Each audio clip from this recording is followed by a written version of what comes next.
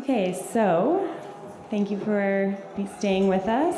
Here we are at the final dialogue of the day before the curator's tour. So this next artist dialogue is with Lacey, Carmichael, and Natalie Paul, and it will be focused on material. I'm just going to introduce Laurie Beavis, our moderator, who is a board member of the ACC. Laurie is a curator, art educator, and art historian living and working in Montreal. She's of Mississauga, Anishinaabe, and Irish Welsh descent. She is a band member of Hiawatha First Nation at Rice Lake, Ontario. Her curatorial work, art practice, and research articulates narrative and memory in the context of family and cultural history and reflects on cultural identity, art, education, and self-representation. So I'll pass it over to Laurie. Thank you. Thank you. Ani Indigenous Laurie Beavis, Duanjaba, Hiawatha First Nation on Rice Lake in Peterborough, Ontario. Nudodam, Wawi, Shiki, Sike. Hello, my name is Laurie Beavis. My maternal family comes from Rice Lake, which is in central Ontario, and Peterborough, Ontario. Mississauga, Anishinaabe on my mother's side, and Irish and British and Welsh, a little bit of everything on my father's side of the family. And my father's family settled in Peterborough, Ontario. And I'm now a visitor living on unceded Ganahakaka territory in Montreal, Quebec. And my clan is the Deer, the Helpers. I'm a visitor on this territory today, and I'm very happy to be here. And I'm here hoping to do very good work. So thank you very much. I'd like to begin today's panel on material by introducing the two artists. Natalie Paul was born and raised in Portland, Oregon. She has a bachelor's degree with a double major in ethnic studies and art from the University of Oregon. She furthered her education in New Zealand at Massey University, where she attained her master's degree, focusing on Indigenous contemporary art. Natalie then relocated to her ancestral homelands, Chilcotin,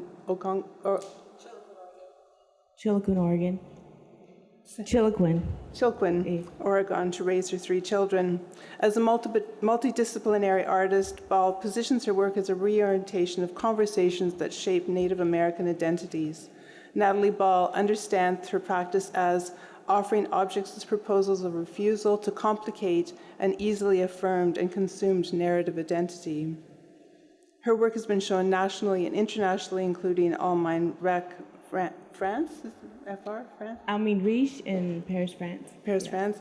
Gagosian in New York, Vancouver Art Gallery, British Columbia, Seattle Art Museum in Washington, Te Manawa Museum in New Zealand, and in many other places. Natalie attained her MFA degree in painting and printmaking at the Yale School of Art in 2018. Elisa Jane, is that correct? Elisa Jane Lacey? Carmichael is a Ngugi woman from Quandamoka Country, Moreton Island, Morgumpin, Stradbrook Island, Minijurba, Queensland. Her practice honors her cultural identity by incorporating materials collected from country, utilizing traditional techniques, and expressing contemporary adaptations through the mediums of painting, weaving, and textiles. Elisa comes from a family of artists and curators and works closely with her female kin to revive, nurture, and preserve knowledge and cultural practices. Elisa is very passionate about nurturing and preserving her strong connection to the sand and sea. Her practice visually explores the beauty of nature and surrounding environment, drawing inspiration from her cultural identity and heritage. Lacey is a Bachelor of Fine Arts, Queensland College of Art, and a Master's of Fine Art, Queensland University of Technology. Her work is held in private and public collections, including Queensland Art Gallery, Gallery of Modern Art, University of Queensland Art Museum, Queensland University of Technology Art Museum, Queensland Museum, National Gallery of Victoria, Redlands Art Gallery, Quandamuka Uluru B Aboriginal Corporation, and Sunshine Coast University. Thank you both for being here today. I started thinking about the materials and this panel that we're having here today seems really interesting that everybody's so far back and we're here sitting in the heat. But when I was on a day much like today, actually, I was at Hiawatha First Nation on Rice Lake in central Ontario and planting trees on my maternal family's territory. And at this time of the year, the rice is just starting. The wild rice is just starting to be gathered, and a lot of it is finished. But it's a plant that was integral to the land, and obviously that's where the lake got its name. But the rice fields were wiped out, and when the Trent Severn Canal system was put in the 1920s and 1930s, but it's an object that's being, or a plant that's being reintroduced now, and for the last year I've been trying to figure out how I can, because I've always known about wild rice, and my grandmother, I have memories of her teaching me how to cook it and to sort of how they harvested it when she was a child and that sort of thing. And so I've been trying to figure out for myself how to incorporate that wild rice into my own practice and into my own work. And I've tried, I tried photographing it, I tried making images of it, and tried printing it. And the most successful thing that I've managed to do is to make little beadworks with little strips of black beads to indicate the rice. And so I'm just sort of going from there to thinking about how the things that are in our family and the things that we've been taught and the materials that we've gathered and try to make art with are so very present in our experience, and certainly in the work that both of you are doing. And so I'd like to be able to just sort of, because we're speaking about materials and materiality as a part of art practice, I'm eager to hear the two of you talk about the way the materials that you use and reference both through your own work and through your family ties and that sort of thing today. So if I could ask each of you to speak about yourselves and about your art practice, that would be really a wonderful way to start. So. Oh, yeah. So do I share the slideshow now? Yes, you can, yeah. Okay. Thank you for having me here today. I'd also like to acknowledge and pay my respects to the country that we're on, and elders past, present, and emerging, and to First Nations people here today. This is my first time in Vancouver, and I'm a little bit nervous up here. I'm a weaver and a painter, and my family comes from Quandamooka country, which is off the coast of Brisbane. So from the coastline of Brisbane, it's you drive about 40 minutes and then get a boat over to Minjerribah, which is also known as North Stradbroke Island, and Mulgumpin, which is known as Moreton Island. And I'm a weaver and a painter, and this image that I've got on the big screen there, this is our traditional weaving fibre from Quandamooka country. So this is called Ungair, and that's a language name for it, and they're freshwater swamp reeds which grow. Minjerribah is a sand island, so they grow in the sand and in the freshwater swamps. And the pink colour that you can see in the image there, that's actually the roots of the reed, so that's the colour that they grow. And when they're ready to harvest, when we gather them, they come out and they're that beautiful pink colour at the tips, and then they turn up to green. And so I've been a painter from a young age, and probably like in the last 10 years I started weaving, and we didn't grow up knowing much about our weaving practices, because when colonisation happened on the island and the mission was set up, our cultural practices were forced to stop. And so we didn't grow up knowing about these materials from country, and it's only been recent years that we've been able to connect with them, and it's really special because we can gather these reeds the same place that our ancestors would have gathered them to weave their bags and woven objects. And so during the time of learning how to weave and piece everything together, I have been looking at like museum collections as well, and these reeds that are here, so they were used to weave our dilly bags that are in museum collections today.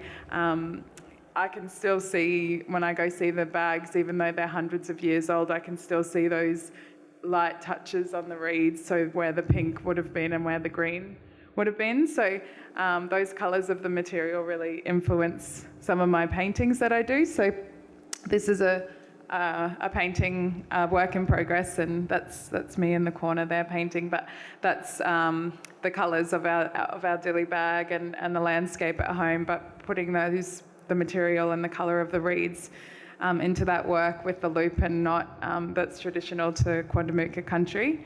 And I just wanted to show you a couple of paintings as well, so you can see the different styles that I work in. And this is another painting which is about our weaving practices as well, and it's got those colours in there too of the material. And this painting is the story about one of our grannies, and she remembers when she was growing up at the mission, and she was going out with some of the grannies, and she was with them when they were gathering reeds, and she remembers that when the sunlight got to the gum tree at a certain hour, the grannies would have to go back to the mission, otherwise they'd get in trouble by the police because they weren't allowed out at a certain time. So this painting's honouring that story of one of our late aunties. And this is a fish trap which is in transits and returns. And so I won't talk too much about the materials because I'll wait till Laurie asks some of the questions. But again, you can see this is I like working with both traditional and contemporary materials. So a mixture of ghost nets, and ghost nets are fibres that float around in the ocean, discarded ropes and nets, and people's what they think is rubbish, and they just chuck it in the ocean and it ends up on the shorelines of Minjerribah. And this is a piece that I did for the Asian Pacific Triennial 9, which was at the Queensland Art Gallery last year, and it's called A Place to Share. And I've kind of woven a map of a women's gathering and incorporated all different materials that from my country, and had the honour of going over to Tao's country and was gifted some pieces of fibre from the women over there, which is incorporated into the work as well. And then this is a basket which has the centre missing, and it's acknowledging the time where it's a void, so it's acknowledging the unknown and the time that we've lost of knowing our cultural practices and growing up without them, but then piecing them back together. And the outside of the basket is really embellished with materials from country. When I've looked at baskets and bags that have been in museum collections, it's been really beautiful because some of the baskets have got like lots of personality embellished on the outside. So I wanted to honour that personality and life that's still alive in those baskets. And this is just a piece that Freya, my sister, who's one of the curators of Transits and Returns, when Freya came and visited me, I was living out in Alice Springs, and she found this big old piece of wire fencing, or it's actually like it looks like a piece of wire fencing, but you know when trees get planted and they have like a frame put around them to protect them so the tree can regenerate. This was one of those frames, and we found it in the yard, Frey did, and I've pieced each panel together, weaving with our traditional material longueur, and it's piecing together our weaving practices and my practice as a weaver, learning how to weave and tell our stories through weaving. And this last one's a detail shot of a collaboration that me and my mum did, and it's called Jalo Bomber, Tears from the Sea, and Jalo Bomber means after the burn. And so the vessel that's at the bottom it's got ghost nets in it, so that's fibre that Mum and Dad have collected from the ocean that's washed up. And then it's got raffia and lamandra, which Mum gathered from our grandma's garden. And the bits that you can see dangling down are all fish scales, which I've stitched on one by one, and they're hanging from a larger vessel. And then surrounding the vessel at the bottom is fish scales and all little tiny chips of plastic that wash up in our ocean. So that's a little bit of background and some examples of my work. So I'll pass over to Natalie now. I don't remember the question, but No, just at this point, you're just talking about yourself and your own practice. And just Lacey, This is Natalie Paul. It's an honor to be here. My name is Natalie. My practice is delved into materiality, and it comes from place. I'm from Portland, Oregon, and it's an urban setting. My father is Modoc and Klamath from Southern Oregon. We're descended from Captain Jack. He was a Modoc leader during the Modoc War at that time. So that's my lineage, and I also carry the last name of an English soldier. And on my mother's side, we're from the Black diaspora that came from the East Coast and landed in Arkansas, rural Arkansas. And then we ended up in Portland, and that's where my mother and my father met. And they had 2 awesome kids. And then, but my work is, I went to school, my work became about materiality and sculpture. I went through a painting program, but at that point I kind of left painting and went to sculpture because I was really interested in developing a way to make meaning through materials, but also being really generous with the materials, but also wanting those materials to disrupt at the same time and resist. Maybe an easy way of understanding what Indian is and what Native American is, and to challenge that, but also using material like a physical object then to evoke feeling. So using materiality to evoke something that's on the other spectrum of materiality, which is something that comes from the inside, which is feelings, my work maybe possibly having a visceral effect. And my things come from around home. I eBay a lot. Where I source materials, I eat animals, and then I use those animals in my work as well, because I'm really interested in connecting then with myself and my children to our homelands, but then what do we do with what's left over? And so that's where that practice came, and it's almost free. Yeah, that's where I'm at right now, is materiality to make meaning. And also for the work to stand formally on its own and being generous with the materials, so that I don't always have to teach, because I feel like that's an exhausting job as an Indigenous woman who comes from a really complex background, is teaching. I don't feel like that's my job, but I want my job is to offer you something to engage with, even if you may not know my story. It's really interesting because both of you use, I'm thinking, because both of you in your own way use both sort of natural and manufactured objects, and the way that they come together it makes them both very powerful. And do you want to talk about your process for finding and choosing and gathering and the materials? Natalie, do you want to also move this on so that you can see some of your images as well? Where is my work? I think if we collapse it. Oh, just keep going. Oh, okay. I think we might have to. Where are they? We might have to keep clicking on. So I'm a mom. Motherhood is huge in my work. I know there's a formal way to talk about my work that I was going to talk about here, but I see I'm in the audience too, so I want to give you more than a formal conversation. So I'm offering you my family, because I wouldn't usually do this in other settings, because that's really personal for me.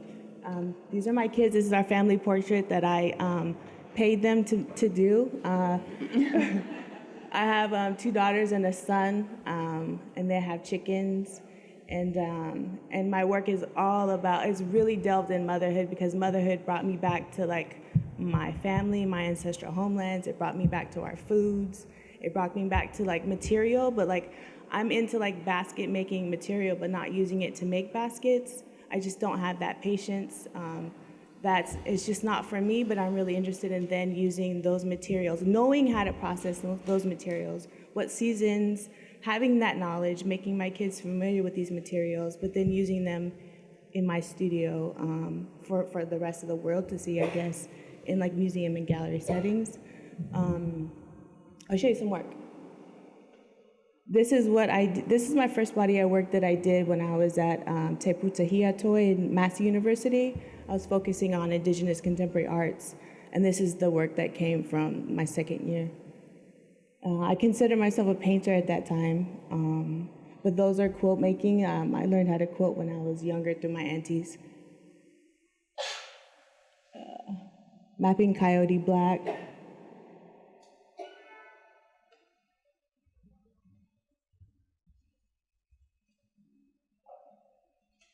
So I get to school, I get to a painting program, and I'm not interested in painting, but I wanted to still have a conversation with painting, so I started with collage. That's my Fannie Mae, it's Captain Jack's sister. It's how so during the war, here I go teaching. During the war, my Captain Jack was hung and beheaded, and his head was impaled on poles at that time for the rest of the tribe to see as an act of like psychological warfare. So that's where I got the Jackson Pollock Krasner Foundation Award. But in saying that, it's like I applied for this award because I wanted to research gibbeting. It's like the execution and display of the criminal body that's here, or not here, I'm not home. That happened in America. I'm really interested in that, and I've always been like shy to talk about that because it's a really gruesome thing to be interested in, but it's part of American history, and it's something that's affected my family, and so I'm really interested in then how to rebuild bodies through my research in gibbeting, because there's actually like tools and things that they use to display the body. So I want to kind of reclaim that and then see how that can affect my work. Let's get to that maybe. This is one of the Yale couches. They're infamous couches. If you ever go to Yale, you'll see these. So I took that and used that in my exhibition. I got a letter warning me not to do that again. But like I'm interested in like the same vein as like other artists who kind of mine museums or spaces and use their objects, even if it's only temporary. Thriller piece. So thinking about the body. So this is some deer hide in school that I had eaten and then used, and this is how that came about. Soldier boys. Those are deer legs. So when you eat a deer, a lot of the times the legs are left. So I have a lot of legs, and I work with those too. It's Crabman.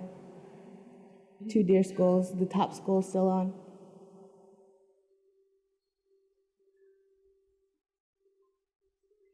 So I did a Pussy Hat series. At that time at school, the Pussy Hat, that movement was happening, and I just felt like I wasn't in that movement. I just felt like the color of the hats weren't me.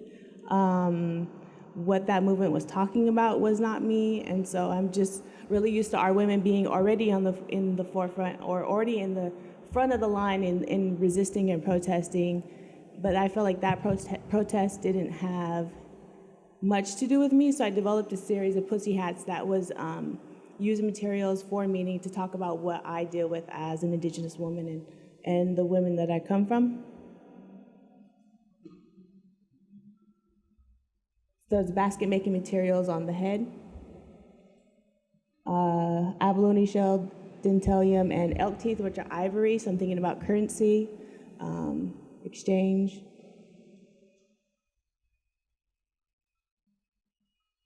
Hawkfoot, my shoes, horsehair. I guess we can stop there. There's more, but if you have more questions. And so you're using materials that you're actually coming out of your diet, but then you're also finding like materials like quilts and the running shoe and the tube sock and the work that's downstairs and things like that? And is it just things that are just come into your space naturally, or are you seeking things out in particular, or? Yeah, like I did a piece, When I Go Missing. It's a series about missing and murdered Indigenous women. So I was thinking of it not if I go missing, but when I go missing. So I'm thinking about leaving things behind for people to come find me. So I did a sundial piece. I'll show you. I did a sundial piece, I did a compass piece, and then I did a North Star piece. So thinking about place in an abstract way, like if when I go missing, don't take my quilt and be like, let's find Natalie.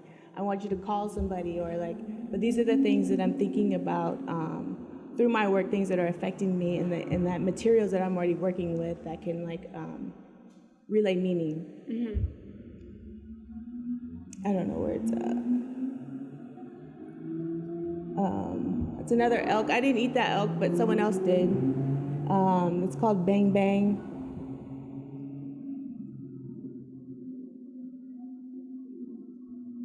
Deer spine, human hair, cowboy boot.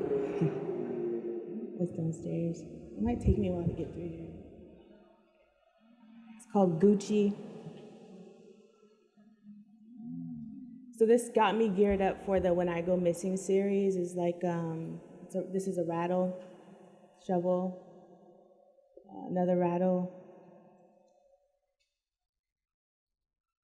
So this is my sundial piece for the When I Go Missing series. This is one of them. So, yeah. That's all I got. Okay, that's good. Good start. Would you like to talk about where you're sourcing your materials and So I guess when I make something, I kind of, it depends. If I start out with something, so I do weave baskets in all natural fibres, but it's also like a really organic process for me when I'm making a basket, because when at Mum and Dad's place, they've got heaps of fibres everywhere. So once I start something, if I look around there, and because they collect all the ropes that wash up from the beach, if there's like a colour that matches where I'm at, I'll just pick that up and incorporate it into my work.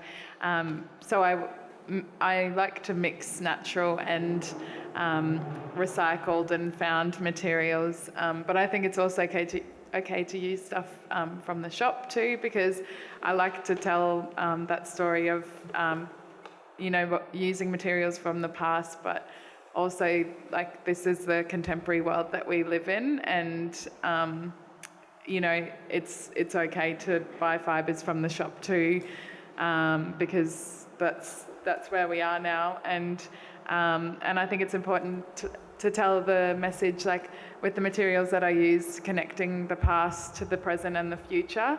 So that's why I like combining all my materials, but sometimes just different materials speak to me as well, and they come to me and tell me like to bring them into the work too. So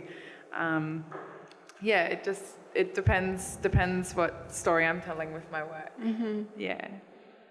It's very interesting that both of you are sort of gathering and using materials from different places, but also that reflect the sort of contemporary issues. And Lisa, you're talking about ocean pollution and things like that, and then as you just said, Natalie, the issues of missing and murdered Indigenous women and girls, and that sort of turning them different things in your practice into sort of something to bring focus to something as well, I think is really interesting.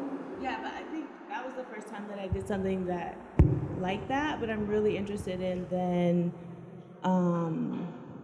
challenging how we see Indian, challenging how we see Native, what Indian is, how it's been constructed, and like where I even have a distance from it, and then using materials that signify Indian historically and like currently then, and then using that to maybe flip it and disrupt it, but also to have like fun and like have humor in there at the same time, because the same things that I'm like pissed about and mad about, I can still laugh about it. So humor is huge in the work too. And I think about the piece that was in Montreal last year at BACA, the warrior flags, and that was sort of the way that they were sort of set up there. And I'm sorry, I don't remember the title, and that's in my memory. That's what they were. That's a great title. Yeah. But it was like super simple materials, but making this great statement, and the way that they placed it in the show was just, you know, it was there on its own, but it was very defiant, and so that was that sort of the sort of the simplicity of it is just, but it goes back to making the really interesting statement. And yeah.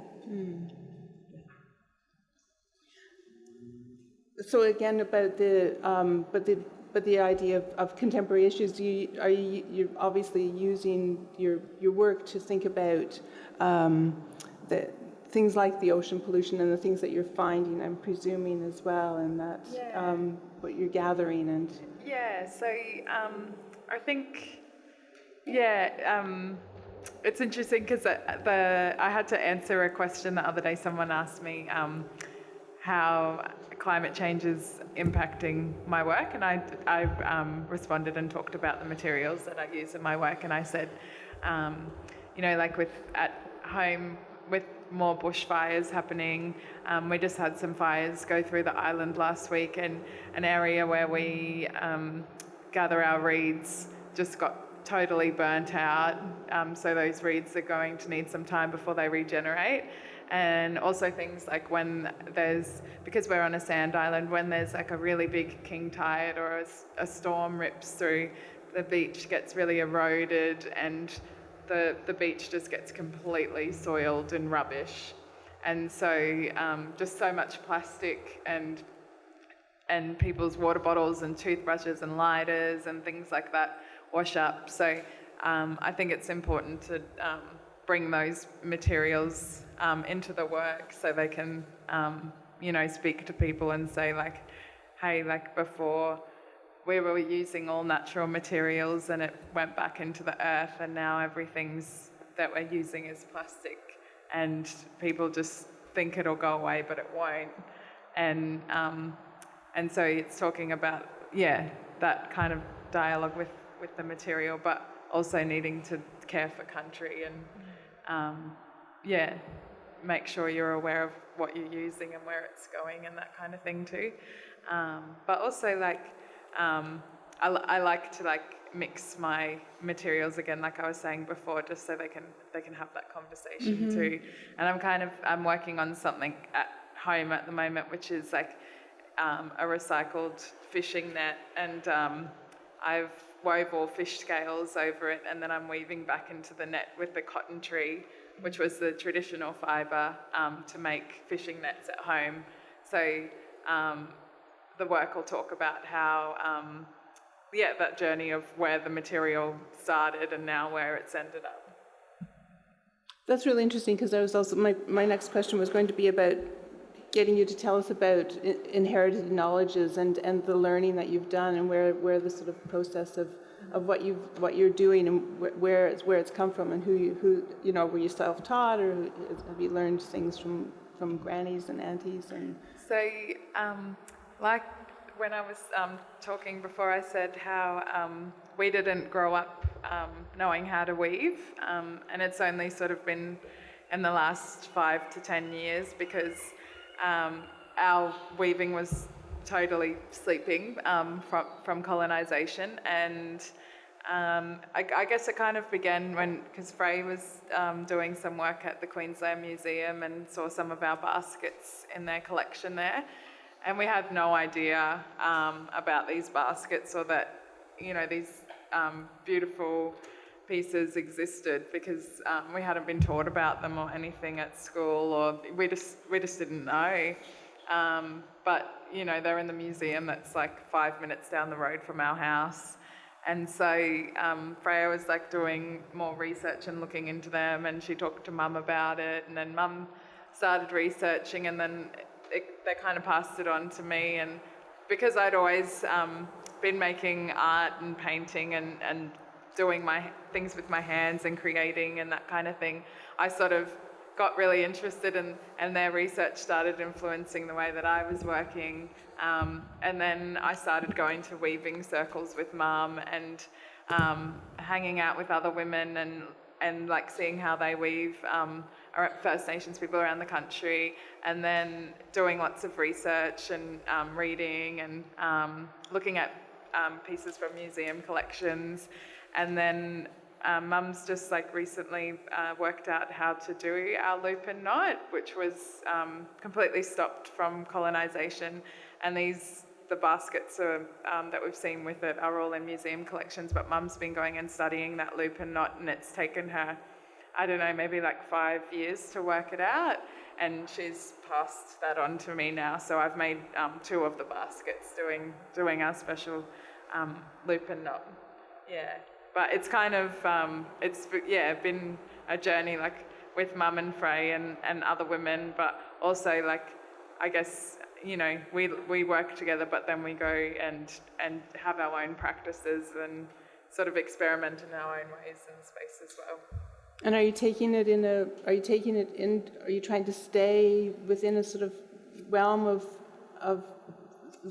old practices, or are you going as far away as you can? Or? I just finished the basket that I finished making. That's got the loop and knot weave on it. That's a special one from Kondamuka country. I actually made it in wire that's rolled in silk. So it was a second-hand find, and I chose to make it in that material because it's so fragile, because it's, you know, like probably like 100 years old, this wire, and but it's strong and resilient. So I wanted that to speak with the basket and the weave. Yeah. Mm. And I was talking more about inherited knowledges and sort of how that enters into your practice, and are you sort of taking it and where did it come from, the knowledge that you have with the materials that you use? Yeah, I had to fight for it. I wasn't taught it.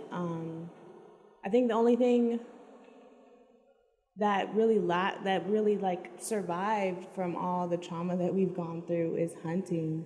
And that's a huge man thing that I wasn't sometimes invited to. So when I returned to my homelands with my 3 children, I had to pick it up and figure it out. Now I'm a better skinner than my father.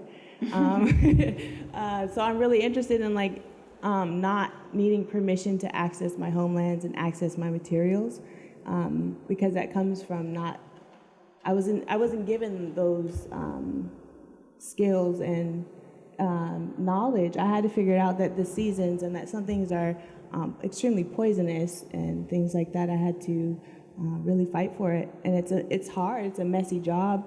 A lot of times you're extremely bloody and tired, and it takes a lot out of you to access those materials in the way that my ancestors did. But now we're doing it. We're more familiar with it, and hopefully that my kids will take it to the next level if they're interested in it when they're older. So I just I don't have like a intergenerational sort of relationship to it. Something that I've learned from my aunties, besides besides quilting. Mm-hmm. Quilting was like hunting and quilting. Yes, that's what I was given, and that's where it started. Exactly, which both speak to sort of warmth and feeding and caring, and right, the case of basic skills. Basic skills. Yeah, very interesting. Yeah. Yeah, because that's what sort of the next thing because we're getting close to the end. But also talking about your relationship to the land, and how do you sort of, feel about how we speak about being in relation and the past in the context of contemporary life and society, and how you're sort of dealing with the work that you practice is pulling from both sides of those that issue of both the past and contemporary life. And so what does that mean for you in terms of your practice and what you're putting yourself in relation to your materials?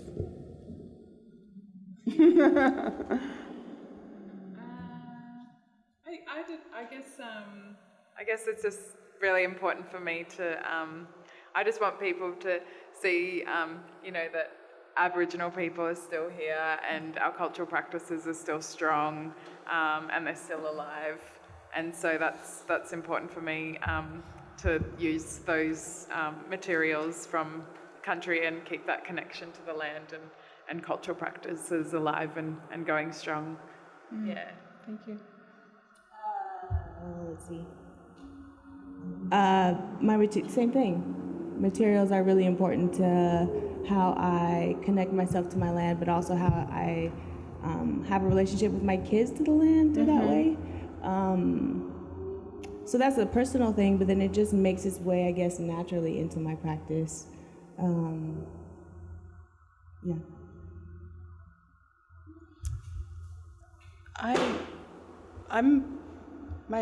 I don't really have any other, I think that everything has been so rich, and I don't really have any other questions, but I think at this point, if we can just open up, I'm sure if other people have questions, and can move forward that way. Okay. Thank you both so much. That was great.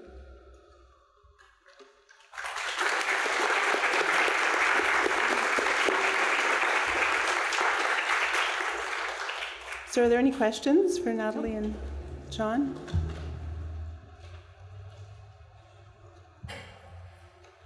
So Natalie, when you are exhibiting these works in an institution that has a very specific tradition in relation to materials and the presence of the artist's body and how that's inscribed and onto materials, and there's an assumption that they're purchased, that it's more about that act of creation and manipulation of material.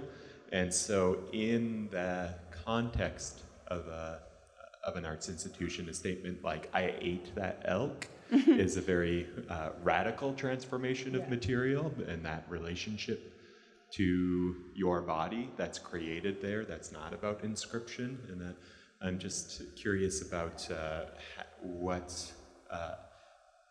how you feel about that, about the presence of your body or your community's body in the materials, visible on the materials. Right. Oh, I feel like the work needs respect as well because a lot of times they disregard the work or don't have an understanding of what the materials, what I had to go through to process those materials, and just the time it took, the people that it took. So it's just getting them to respect the materials, respecting where it came from, because I feel like a lot of times people don't have an understanding of how much work it is and how serious it is, and how I have a community that's committed themselves to accessing these materials in that way, and then I bring it there to them, and then sometimes people in my studio, they would step on it. They would step on the hide, and it's just then demanding respect for the work, but then also developing a language around it formally that I have for my work that tells them how to talk about it, because I think a lot of the times they want to go towards craft or other words that are pejorative. So it's I feel really good about having those materials that represent myself and my community and my body in those spaces, because we're not there a lot. And then I'm there without having to be there too. And buy it for your collection is even better, because then I'm remembered and my community's there and we're housed and we're holding space in a way that a lot of the other work doesn't. So I'm really interested in holding space through my work, not only in museums and institutions, but also holding space for the artists that might want to hold space like I do. Challenge it, disrupt it, refuse it, and don't ask for, be unapologetic is really what my work is about. We want to do the same. Right on, sister.